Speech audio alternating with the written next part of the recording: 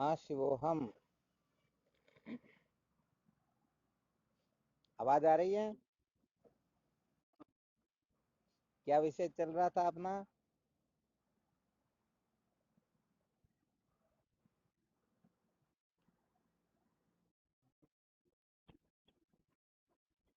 संसार को बनाए रखकर कभी भी सत्य का साक्षात्कार नहीं किया जा सकता। यही चल रहा था ना।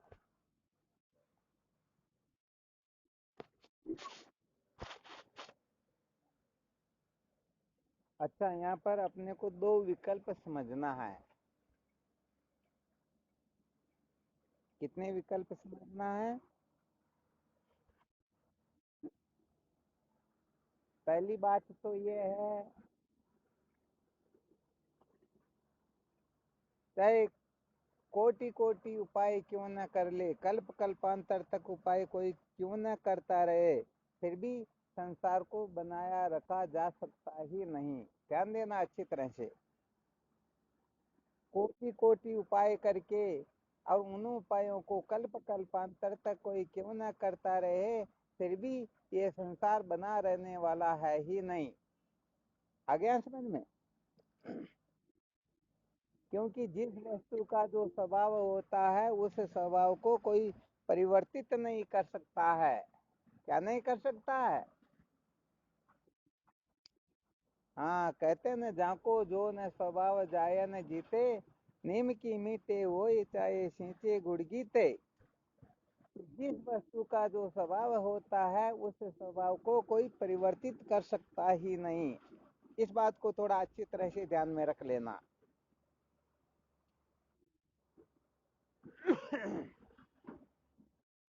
तो यहाँ पर दो विकल्प प्रस्तुत किए जा रहे हैं। पहला विकल्प तो यह है, कल्प कल्पांतर तक कोई कोटि कोटि उपाय क्यों न कर ले, फिर भी इस संसार को बनाए रख सकते ही नहीं। आ गया समझ में?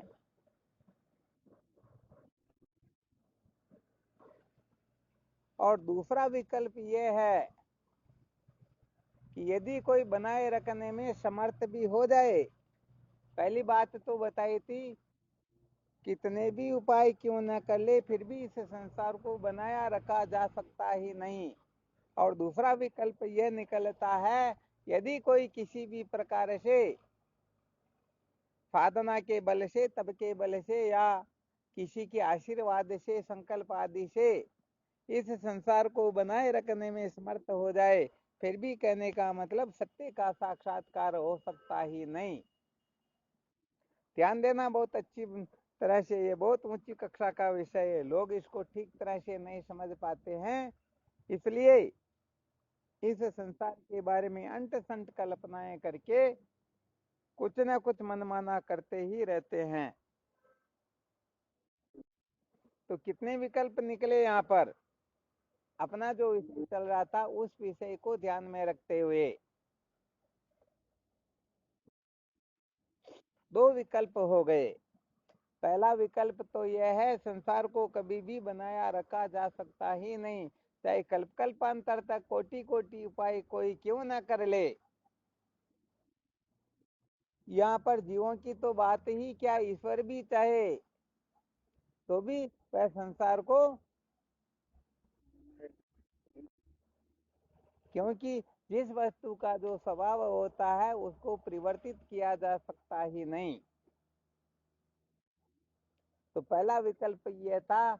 और दूसरा विकल्प था, यदि कोई कल्पना करो, माना कि इस संसार को कोई बनाए रखने में, स्थिर रखने में है ज्यों के त्यों समर्थ हो जाए, फिर भी कहने का मतलब इससे सत्य का साक्षात्कार हो सकता ही नहीं।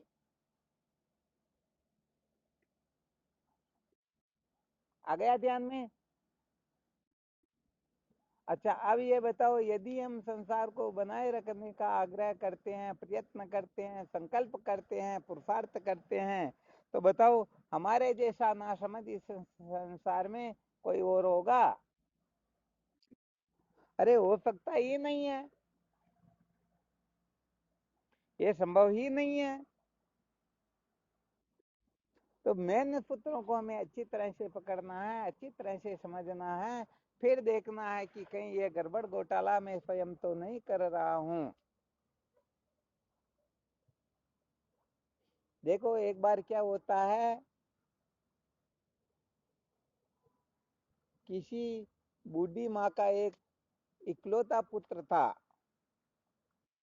न उनके सासू जी थे, न ससुर जी थे, न पतिदेव थे, सारे के सारे करने का मतलब देह त्याग कर चुके थे। उस समय उनके 15-16 वर्ष का कोई बच्चा रहा होगा, वह उन्हीं के सारे जीवित रहा करती थी। एक बार क्या होता है,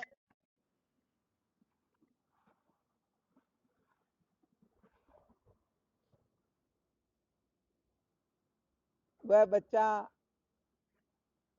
प्रारब्ध पूर्ण होने से वह मृत्यु को प्राप्त हो जाता है। किसको प्राप्त होता है? मृत्यु को प्राप्त हो जाता है। तो उस समय वह बुढ़िया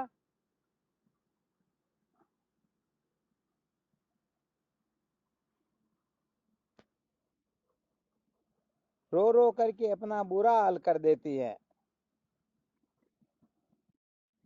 आ गया समझ में?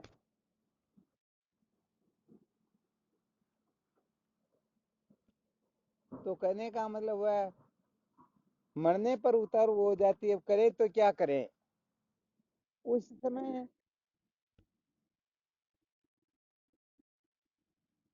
उसे किसी ने बताया, अरे भाई फलाने महात्मा बहुत बड़े सिद्ध महात्मा हैं, उनके पास में तुम जाओ, वह यदि कृपा करेंगे तो तुम्हारा बच्चा जीवित तो हो जाएगा। तो मरे हुए को जीवित करना ये क्या हुआ? संसार को बनाए रखने का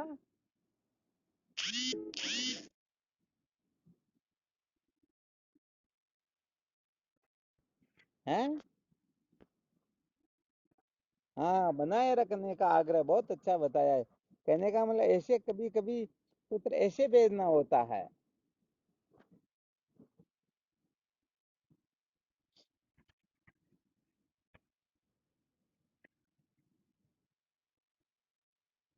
तो वह गई, वहां पर रोते हुए पहुंचती हैं और महाराज जी के पैर पकड़ करके उनके चरणों में लौट जाती हैं। आप कृपा करोगे तो मैं उठूंगी, वरना यहीं पर देह त्याग करूंगी। अब महात्मा जी ने उनको कहा, भाई ये तो बहुत सीधा और सरल काम है, हम अभी तुम्हारे बेटे को जीवित कर देते हैं, तुमको रोने धोने की चिंता करने की कोई आवश्यकता नहीं है।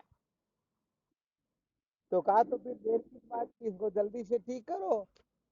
महात्मा जी ने कहा, भाई ठीक तो हम कर देंगे, परंतु इसके लिए कुछ वस्तु चाहिए। तो क्या चाहिए? कि चावल चाहिए।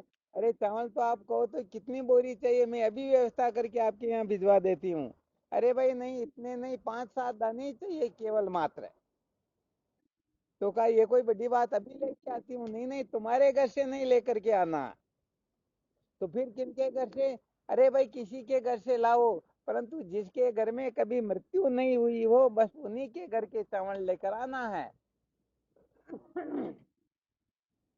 अब बुढ़े माता जी पूरे गांव में घूम लिए, सब जगह जा जा करके पहुंच लिया, परंतु किसी ने नहीं कहा कि हमारे यहाँ पर कोई मरे नहीं, बल्कि सबने यही कहा कि हमारे भी कोई ना कोई मरे हुए हैं। इस प्रकार से कहने का मतलब है, खूब घूमती रही, खूब घूमती रही, परंतु उनको कहने का मतलब ऐसा घर मिला ही नहीं। ठीक है ना? अब आकर के महाराज जी के पास रोने लगी, महाराज जी मुझे तो ऐसा कोई घर मिला ही नहीं।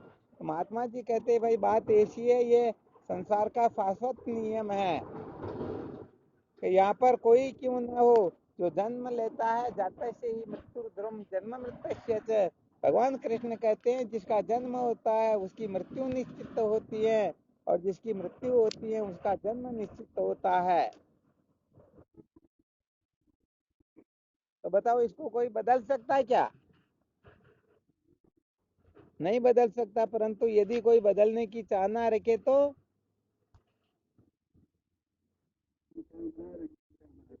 गड़बड़ हो जाती है ना। हाँ, ये विशेष बात है। तो वैसे देखा जाए तो यहाँ पर यदि हम विचार करें तो कुछ ऐसे ऐसे सूत्र निकलेंगे जिन सूत्रों का अवलोकन करके हम कहने का मतलब बहुत बड़ी मूर्खता से भी बच सकते हैं, बहुत बड़े दुख कष्ट संकट से भी बच सकते हैं। अच्छा, विचार करके देखो, संसार में जो कुछ भी हो रहा है ये प्रारब्धानुसार ईश्वर के संकल्प से, भगवत इच्छा से, भगवत प्रेरणा से हो रहा या ऐसे ही हो रहा? हाँ, भगवत प्रेरणा से ही हो रहा, भगवान की इच्छा से ही तो हो रहा ना। क्या है? वापस बोलो, कुछ बोलना चाहते हो तो।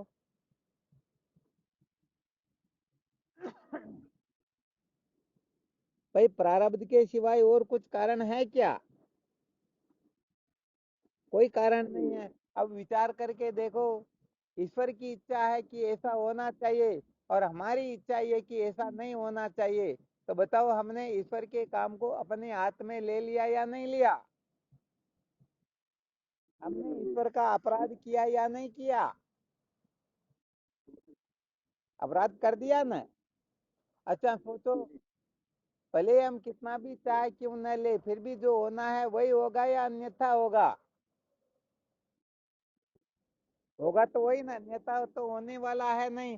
तो हम कहने का मतलब उस होने वाले को रोक भी नहीं सकते हैं और साथ ही साथ ईश्वर का अपराध भी कर देते हैं। तो बताओ, दोहरा अपराध हुआ या नहीं हुआ?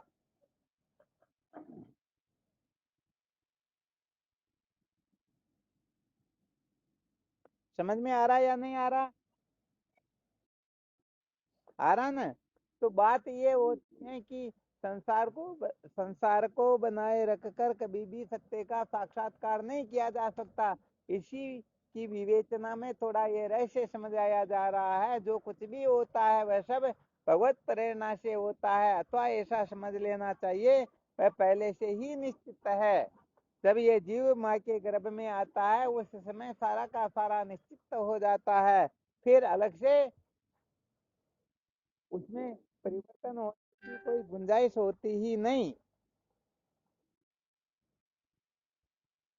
अच्छा, विचार करके देखो, जैसे पिक्चर की जो रील बनती है ना, वो रील पहले बन चुकी है। अब समझो कोई बैठ करके पिक्चर देख रहा, नाटक देख रहा या कुछ भी क्यों नहीं देख रहा हो, उसमें अच्छा या बुरा आए, कोई ये कह दे नहीं नहीं ये अच्छा आ रहा तो ये आता ही रहे, और कोई कह दे ये बुरा आ रहा ये आना ही नहीं चाहिए। तो बताओ, ऐसा संभव हो सकता है क्या? अरे भाई, यहाँ पर मुख्य बात यही है कि पिक्चर की रील में जो कुछ भी था वो पहले पहले ही कंप्लीट हो चुका है। अब उसमें परिवर्तन 1% भी नहीं किया जा सकता। इसलिए दृष्टा बन करके मैं दृष्टा हूँ, ये दृश्य है, इस भाव से देखते रहोगे तो न सुख होगा न दुख होगा, बल्कि आप कहने का मतलब उनसे असंग रहते हुए, उनके गुण धर्मों से, उनके गुण दोषों से आप निर्लिप्त ही रहोगे, लिप्त नहीं होगे, जैसे कमल का पत्ता होता है।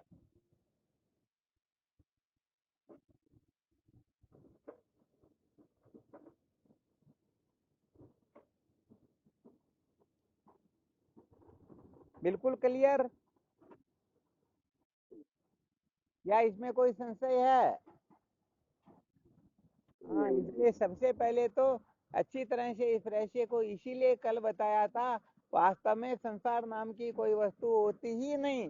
ये जो दिखाई देता है सारा का सारा स्वप्न मात्र होता है। सपने में सब कुछ दिखाई देता परंतु होता कुछ नहीं। ऐसे ही ये सारा संसार दिखाई देता है परंतु इसमें कुछ भी सत्य नहीं होता है। तो यदि हम इस संसार में परिवर्तन करना चाहते हैं तो समझो हम इस संसार को सत्य समझ रहे हैं। यदि हम चाहते हैं कि ऐसा होना चाहिए, ऐसा नहीं होना चाहिए, तो समझो हम भगवान के काम को अपने हाथ में ले रहे हैं, अर्थात हम भगवान बन रहे हैं। ये फिर और अपराध हो गया। और फिर यहाँ पर यह भी विचार कर लेना चाहिए कि हम चाहे इस संसार को कितना भी बनाया क्यों ना रख ले, कल्प कल्पांतर के पश्चात भी ये एक दिन नष्ट होगा, परंतु निश्चित रूप से होगा। तो जो वस्तु नष्ट होने वाली है उस वस्तु की क्या परवाह करनी, क्या उसके बारे में अधिक चिंतन मनन करना, क्या उसके प्रति ज्यादा आकर्षित होना, क्योंकि वास्तव में सारा का सारा संसार स्वप्न के समान होता है। वास्तव में न किसी का जन्म होता है न मृत्यु होती है। ये सारा का सारा अपने को दिखाई देता है परंतु होता कुछ भी नहीं है। आ गया समझ में? हाँ, तो वैसे देखा जाए तो साधकों को सबसे पहले इस जगह पर बहुत अच्छी तरह से समझना होता है।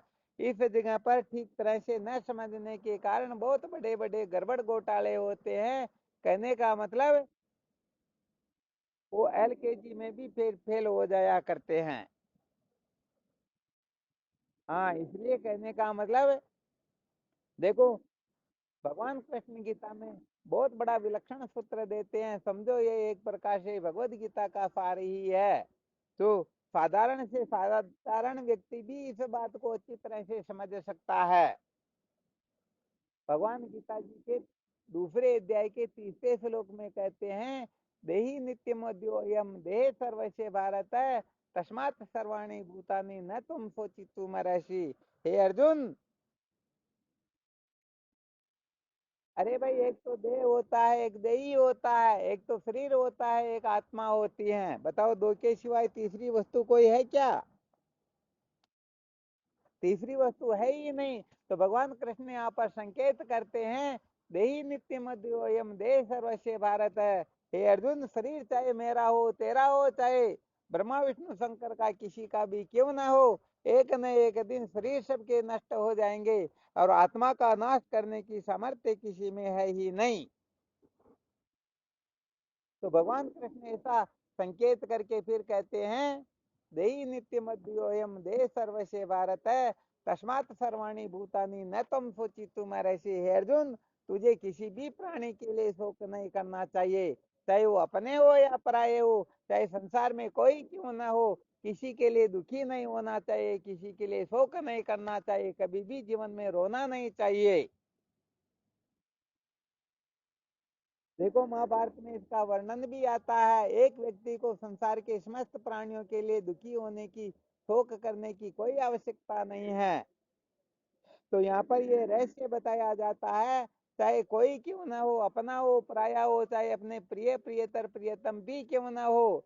हाँ, ठीक है कि यदि स्वास्थ्य गड़बड़ हो जाए तो उनको जैसे तैसे ठीक करवाओ, उनको अच्छे से अच्छे अस्पताल में ले जाओ, सारा का सारा जो कुछ भी करना हो सब कुछ करो, परंतु इतना करते हुए यदि देह त्याग दे तो भी रोने की आवश्यकता नहीं है। उसे कंधे पर डालकर शमशान में ले जा करके जला आओ, परंतु फिर भी रोने की आवश्यकता नहीं है। न तुम सोची तुम ऐसी है अर्जुन, तुझे किसी के लिए शोक नहीं करना चाहिए।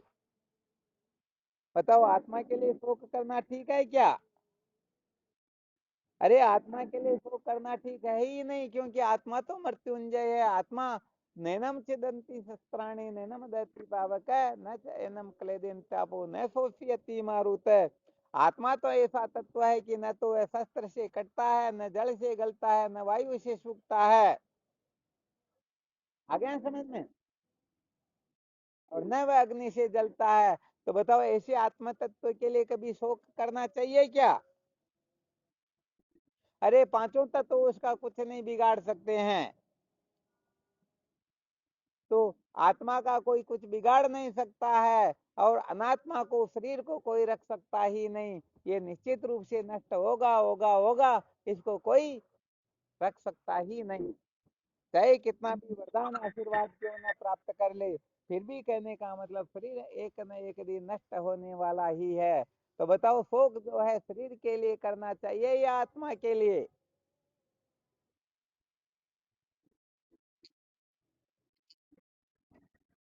अरे क्या बात है, जिनको ऐसा बोध हो गया, ऐसा रहस्य समझ में आ गया कि दोनों के लिए शोक नहीं करना चाहिए, समझो वास्तव में सचमुच में वे विवेकी हो गए, सचमुच में उनमें विवेक जागृत हो गया।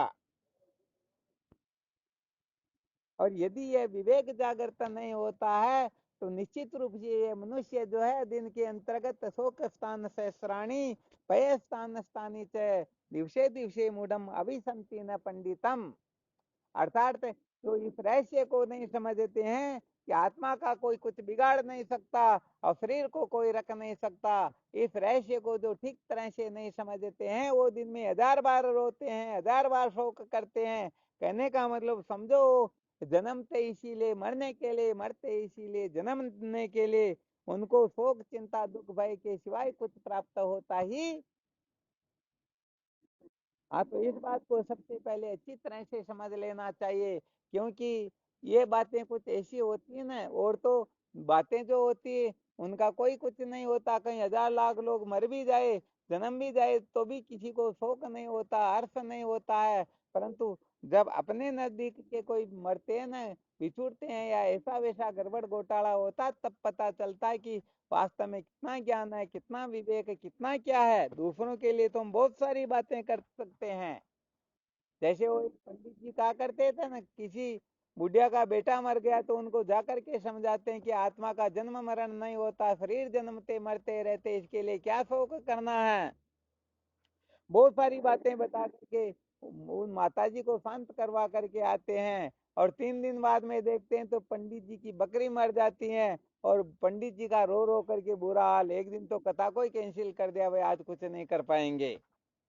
जाकर के वो माता जी कहते हैं, पंडित जी आप ये क्या कर रहे हो, मेरा बेटा मर गया, मेरे को इतना समझाया, आपके तो बकरी मरी, इतना क्या रोना, इतना क्या दुखी होना। तो पंडित जी कहते, बेटा तो तुम्हारा था, बकरी तो मेरी है।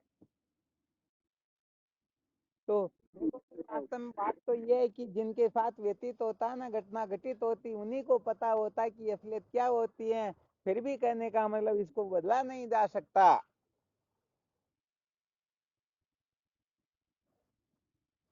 वो एक सूत्र आता है ध्यान में किसी को,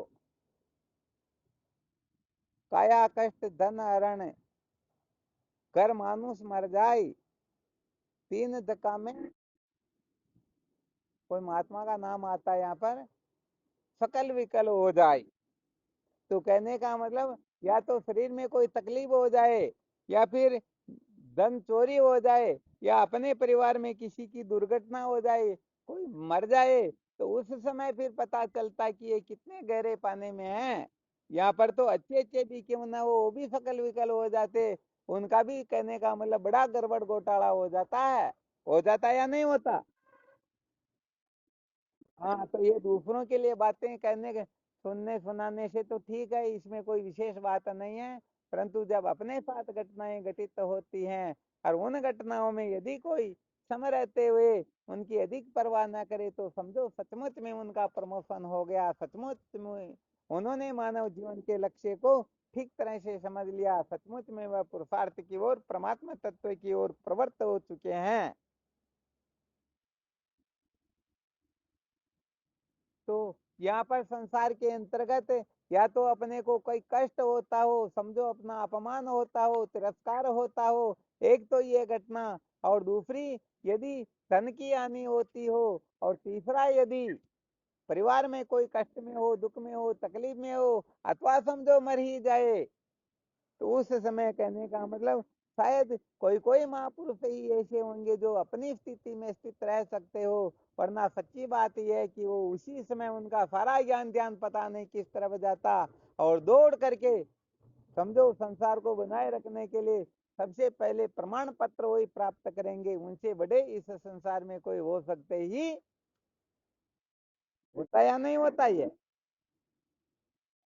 हाँ, इसलिए कहने का मतलब यहाँ पर बड़े धैर्य गंभीर से थोड़ा विचार करना होता है, समझना होता है। वास्तव में बिना समझे दुखों का अंत नहीं होता है। अच्छी तरह से तो अपने को समझना ही होगा, अच्छी तरह से समझेंगे नहीं तो ये जीवन व्यर्थ चला जाएगा। अगर मैं अच्छी तरह से समझ में, हाँ, तो अपने को कुल मिला करके सबसे पहले इस संसार में जो छोटी मोटी घटनाएं घटित होती हैं, हालांकि ठीक है, परंतु अंतःकरण का स्वभाव होता है कुछ समय के लिए अपन विचलित तो हो सकते हैं, परंतु अधिक समय तक ज्यादा चिंतन नहीं करना चाहिए।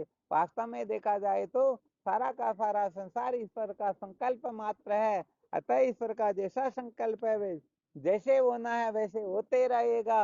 अपन यदि दृष्टा बन करके देखते रहेंगे तो समस्त दुखों से मुक्त हो जाएंगे, और अपन दृश्य के साथ में लग जाएंगे तो बड़ा गड़बड़ घोटाला होगा। होता या नहीं होता? हाँ, पहले आपको एक वो दृष्टांत सुनाया था चित्रकेतु राजा का। चित्रकेतु राजा को इंदिरा ऋषि और नारद जी महाराज ब्रह्मोपदेश करने के लिए आते हैं और उनको सुनाने लगते हैं, परंतु चित्रकेतु राजा कहता नहीं नहीं, मुझे तुम्हारे ज्ञान की कोई जरूरत नहीं है, मुझे तो बेटा चाहिए। और महाराज उनको समाधि वैराग्य का, और ये भी बात बिल्कुल क्लियर समझ लेना चाहिए कि भोगियों के सामने वैराग्य की बात करना कोई मायने नहीं रखती है। देखो अगस्त्य मुनि भगवान राम को समझाते हुए कहते हैं, न ग्रहणाति वचे पत्यम काम क्रोधादि पीड़ित हितम न रोचते तस्य मुमोसोरी भेषजम। अर्थात जो काम क्रोध लोभ के वशीभूत हो जाते हैं उनको हितकारी वचन अच्छे लगते ही नहीं। जैसे मरणासन व्यक्ति को औषधि अच्छी नहीं लगती है, ऐसे ही चाहे भगवान नारायण आकर उपदेश क्यों न करे, जो काम के क्रोध के लोभ के वशीभूत हो रखे हैं उनको किसी का उपदेश काम करेगा ही नहीं। तो यहाँ पर चित्रकेतु राजा पुत्र मोह में पागल हो रहा, जब तक मेरे संतान नहीं हो जाती हैं तब तक मुझे किसी की जरूरत नहीं है, मैं तुम्हारे को देखना भी नहीं चाहता हूँ, तुम्हारे ज्ञान की तो क्या बात है।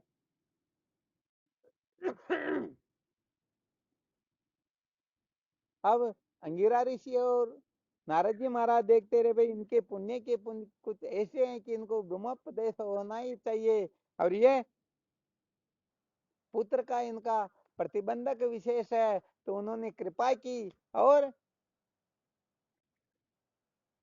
चित्रकेतु राजा के यहाँ कुछ समय के पश्चात पुत्र रत्न की उत्पत्ति हो ही गई। और महाराज उनके पुत्र हुआ, तो राजा तो पुत्र के सिवाय और जिस रानी के पुत्र हुआ उसके सिवाय और दूसरी तरफ नजर करता ही नहीं है।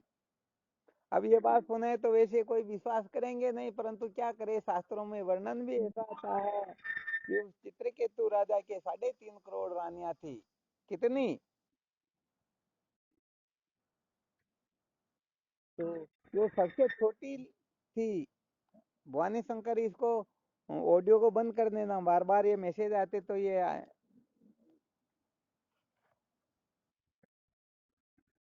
आपने ये नंदवाड़ा वाले भवानी शंकर की बात है। आपका नाम लूंगा तो भवानी शंकर जी कहूंगा, आप बड़े हो थोड़े। हाँ, तो हम कोई बात नहीं।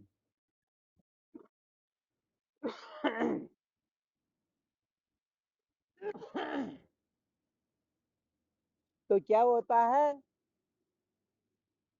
बाकी की जो रानियां थी उन रानियों ने विचार किया, अरे ये पुत्र उत्पन्न हुआ तब से ये राजा अपनी तरफ देखते भी नहीं, बात भी नहीं करते हैं, ये जो बच्चा है ये सबसे बड़ा प्रतिबंधक निकला, तो उन्होंने मौका दे करके उस बच्चे को ठिकाने ही लगा दिया। क्या कर दिया? ठिकाने लगा दिया। अरे कुछ भी कैसे भी करो, परंतु कुल मिला के ठिकाने लगा दिया। तो अब क्या होता है, चित्रकेतु राजा के आंसू पहले तो शायद कोई देख भी सकते होंगे, अब कोई देख भी नहीं सके, ऐसी स्थिति हो गई। अब अंगिरा ऋषि और नारद जी महाराज ने विचार किया कि जीवन में जिस समय वैराग्य जागृत होता है उसी समय ज्ञान होता है, बिना वैराग्य के ज्ञान होता ही नहीं, क्यों ना अब चले। और इस समय चित्रकेतु राजा जो है वो ब्रह्मोपदेश को उपलब्ध हो जाएंगे, तो जाकर के उपदेश करने लगे, परंतु चित्रकेतु राजा ने कह दिया, मुझे तुम्हारी और तुम्हारे ज्ञान की कोई जरूरत नहीं है, मुझे तो मेरा बच्चा वापस जीवित चाहिए, उसके बिना तो मैं जीवित नहीं रह पाऊंगा, मैं भी प्राणों का त्याग कर दूंगा। ऐसा कहने का मतलब अंट संट कितनी ही बातें करने लगे। तो फिर उस समय अंगिरा ऋषि और नारद जी महाराज मजबूर हो गए, और मजबूर होकर के उन्होंने क्या किया, उस बच्चे की जीवात्मा का आह्वान किया। और जैसे ही वह जीवात्मा, जैसे उनका सूक्ष्म शरीर उस स्थूल शरीर में प्रवेश करता है, वह क्रियान्वित तो होने लगता है, हिलने चलने लगता है। उसी समय चित्रकेतु राजा दौड़ करके जाता है उस पुत्र को गोद में उठाने के लिए। परंतु जैसे ही चित्रकेतु राजा दौड़ करके जाता है, वह छोटा सा बच्चा कहता, अरे दूर रहना, मेरी तरफ क्यों भग करके आ रहा है। चित्रकेतु राजा एकदम असमंजस में पड़ जाते हैं, अरे बात क्या है। कहा, बेटे मैं तो तेरा पिता हूँ, तू मेरा पुत्र है। अरे वो छोटा सा बच्चा कहता, कौन पुत्र, किसका पुत्र, कौन बाप। अरे वास्तव में न तुम मेरे पिता हो, मैं न तुम्हारा पुत्र हूँ। वैसे देखा जाए तो इस सृष्टि के अनादि प्रवाह के अंतर्गत कितनी बार मैं तुम्हारा पिता बन गया हूँ, कितनी बार तुम मेरे पुत्र बन गए हो, कितनी ही बार मैं तुम्हारे से पहले मर गया और कितनी बार तुम मेरे से पहले मर गए। इस समय मेरा समय पहले आ गया था। अब इसमें रोने धोने की, दुखी होने की कोई आवश्यकता नहीं है। वास्तव में देखा जाए तो तुम पागल हो, तुम बहुत बड़े मूर्ख हो कि मुझे पुत्र समझते हो, जबकि सचमुच में मैं तुम्हारा पुत्र हूं ही नहीं। जब इस प्रकार से उस बच्चे ने लताड़ लगाई, तो चित्रकेतु राजा को उसी समय पुत्र मोह से विरक्ति हो गई, उनसे वैराग्य हो गया। और फिर अंगिरा ऋषि व नारद जी महाराज के ब्रह्मोपदेश को श्रवण करने की ओर प्रवृत्त हो गए। तो विचार करके देखो, यदि सचमुच में वह उनका पुत्र होता तो वह इस प्रकार की लताड़ लगाता है क्या, नहीं लगाता। तो वास्तव में वह उनका पुत्र है नहीं, परंतु ये नासमझी से हम उनको समझ रहे हैं। अरे नासमझी से हम इस शरीर को भी अपना समझते हैं, परंतु वास्तव में अपना है क्या। किसी भी वस्तु को हम एक क्षण के लिए भी बनाए रख सकते हैं क्या, बिल्कुल नहीं रख सकते हैं ना। फिर भी हम क्या आग्रह करते हैं, हाँ बनाए रखने का आग्रह रखते हैं। तो ये संसार के जो अनात्म पदार्थ है, जिनमें हमारी विशेष रूप से अहमता ममता होती है, सबसे अधिक अहमता ममता धन में, पुत्र में, स्त्री में, बस इसी में होती है। तो कहने का मतलब, धन पुत्र स्त्री में जब तक आसक्ति रहेगी, अहमता ममता रहेगी, इनके प्रति आग्रह बना रहेगा, तब तक समझो हम संसार से छूटने के लिए संकल्प भी नहीं कर सकेंगे, विचार भी नहीं कर सकेंगे, उस तरफ प्रवृत्त भी हो नहीं सकेंगे। तो कुल मिलाकर के आपको सुनाया, ये सारा का सारा संसार वास्तव में देखा जाए तो है ही नहीं। यदि कोई संसार को मानता है तो ये संसार स्वप्न के समान होता है। ये मिलना बिछुड़ना सारा भ्रांति मात्र होता है, न जन्म होता है न मृत्यु होती है। परंतु इस रहस्य को यदि कोई समझ न सके, तो कम से कम इतना तो समझ ही लेना चाहिए कि ईश्वर की इच्छा से जो कुछ भी हो रहा उसी में अपना कल्याण है। ईश्वर जीव मात्र के कल्याण के लिए कुछ न कुछ कल्पनाएं करते ही रहते हैं। अतः सदैव यथेव कुरुते तदेव मंगलाय। ईश्वर जो कुछ भी करता है उसी में अपना मंगल है। और यदि यह बात समझ में ना आए तो कम से कम कर्मों का रहस्य तो समझ ही लेना चाहिए।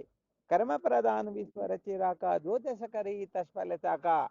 अरे भाई, अपने अपने कर्मों के अनुसार इस संसार में जीव मात्र जन्म लेते हैं और मृत्यु को प्राप्त हो जाते हैं। किसके लिए शोक करना, किसके लिए दुखी होना है। आ गया समझ में।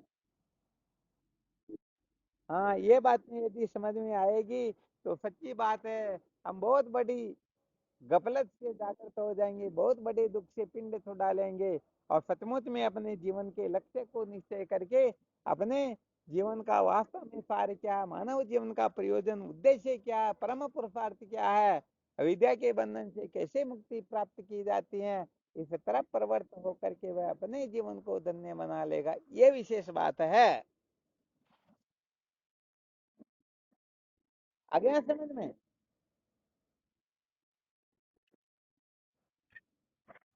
चलो, बहुत अच्छी बात है, समझ में आ गया। तो इस जगह पर खूब मंथन करना, खूब विचार करना, क्योंकि सबका इसी जगह से राग इतना गजब का होता है कि शायद ब्रह्मा जी कृपा करे फिर भी शायद छूट ना सके। तो ये ब्रह्म विचारी एक ऐसा है, कहते हैं ना, तृष्णा डायन होय के खायो सब संसार, सुंदर संतोषी बचे जिनके ब्रह्म विचार। तो ये तृष्णा जो है, ये तृष्णा रूपी डायन जो है, ये सबको खा रही है।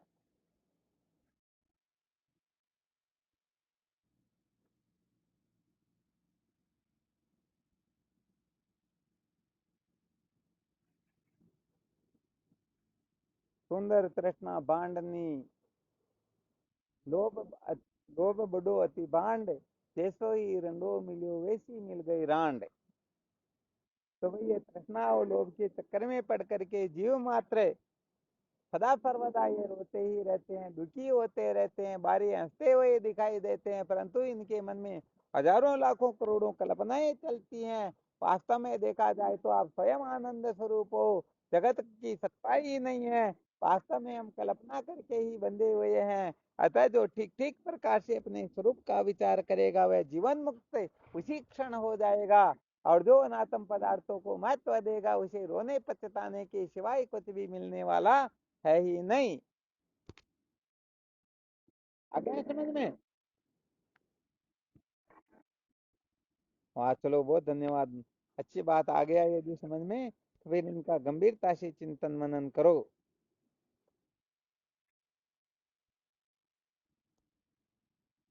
और कोई शंका हो तो देख लो।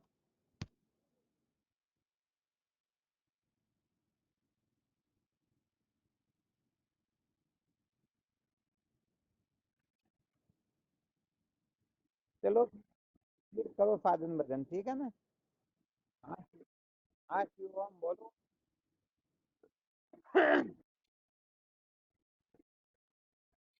हाँ, एक नंबर की बात तो यह है संसार है ही नहीं। और दो नंबर की बात है कि संसार है तो वो मिथ्या है।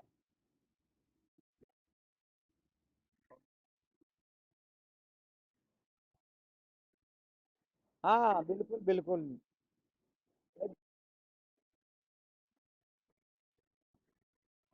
बस बस। और इससे यदि कोई नीचे उतरेगा तो उसे रोने पछताने के सिवाय कुछ भी नहीं मिलेगा। हाँ शिवम।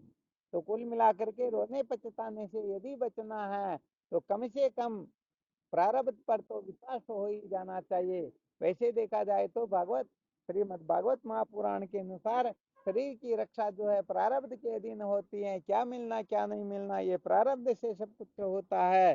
तो जो प्रारब्ध के रहस्य को समझ ले वो भी वास्तव में जीवन में कभी रोते नहीं बल्कि हंसते ही रहते हैं। आप सदा सदा के लिए रोने से छुटकारा प्राप्त करना हो तो उसका मात्र एक ही उपाय है और वह है ब्रह्म साक्षात्कार। परंतु इतना न कर सके केवल इसी जीवन में रोने से बचना है तो उनको प्रारब्ध का रहस्य ही समझ लेना चाहिए, कर्मों का रहस्य समझ करके। क्योंकि कहते हैं ना, हंसते हंसते किए हुए कर्मों का फल रोते रोते भुगतना होता है। अतः सावधान होने की आवश्यकता है। जो सावधान हो जाएंगे वो समस्त दुखों से मुक्त हो जाएंगे। और जो सावधान नहीं होंगे वो बेचारे रोते हुए जन्मेंगे, रोते हुए मर जाएंगे, कोई बड़ी बात नहीं है।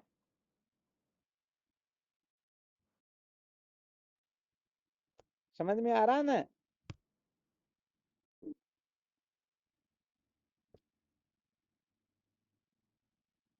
अच्छा शंभूलाल जी मास्टर साहब, समझ में आ रहा?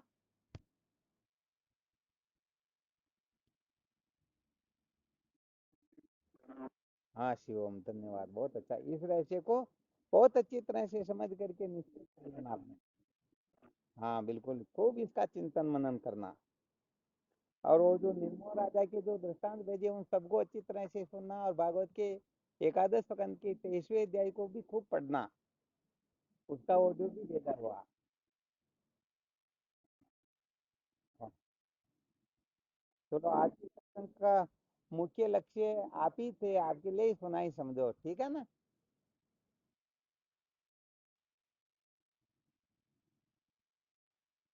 वहाँ चलो फिर करो साधन भजन। बहुत बहुत धन्यवाद। हाँ शिवो हम।